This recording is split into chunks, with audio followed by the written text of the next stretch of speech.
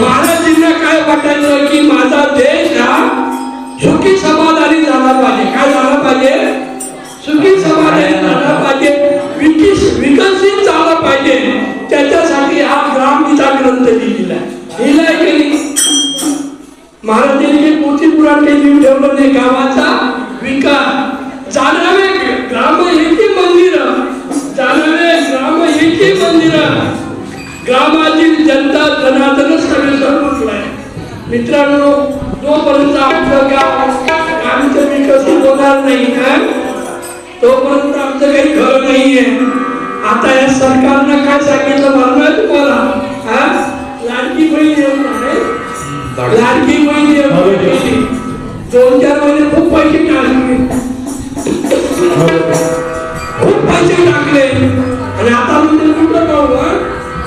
लक्षात ठेवा, त्या राजकारणी लोकांच्या मागे लागू नका, पडू नका.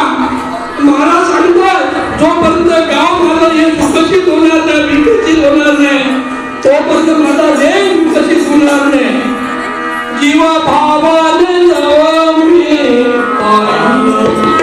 मया पासून जावावे माझं गावाचं मंदिर शोभन, माझं गावाचं मंदिर